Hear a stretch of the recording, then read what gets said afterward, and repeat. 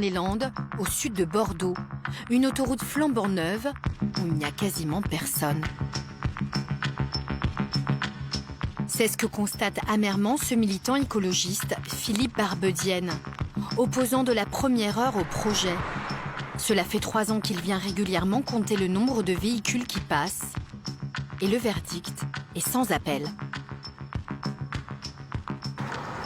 Que pensez du trafic aujourd'hui sur l'autoroute ? Il est normal, il n'y a personne. C'est ce qu'on attendait. Là, en quelques minutes... Très peu de voitures. C'est une autoroute qui a été faite, sur un axe qui ne nécessitait pas une autoroute. En effet, inaugurée en 2010, elle permet de relier Bordeaux à Pau. Mais cela fait des années que dans la région, des milliers de personnes la contestent.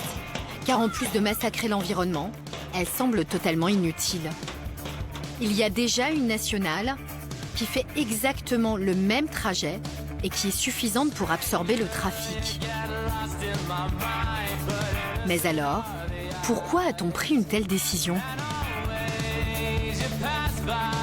C'est une question de prestige pour certains élus qui ont l'impression que s'ils n'ont pas d'autoroute, ils n'ont rien fait dans leur mandat. Et puis, il y a aussi en filigrane le besoin de donner des chantiers aux entreprises de bâtiments de travaux publics. Et là, c'est réussi. À l'origine de ce projet polémique, il y a bien en effet des élus de la région. En tête, son président Alain Rousset, qui en a fait depuis des années une de ses priorités.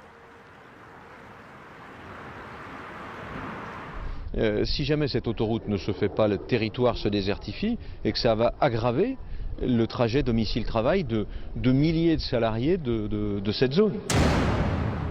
Il a d'autant plus bonne conscience que son projet ne devait rien coûter aux contribuables. C'est un groupe de construction privé qui a financé tous les travaux, 1,2 milliard d'euros. Et ce sont les usagers de l'autoroute qui devaient régler l'addition avec le péage. 21 € pour parcourir 150 km, hors de prix. Du coup, les habitants de la région continuent à emprunter la nationale. Les routiers, eux, en ont depuis peu l'interdiction. Ils sont contraints de passer par l'autoroute et de payer encore bien plus cher et à contre-cœur. Elle est trop chère, elle est trop chère, c'est tout. Ouais. Pour les patrons, elle est trop chère, c'est tout. 70 € je crois pour la peau. Un peu comme ça, hein. Depuis Bordeaux. Ouais. Alors ça commence à faire cher, hein. Aller-retour, ça fait 140 € sur un transport. Au final, avec ce faible trafic, c'est le contribuable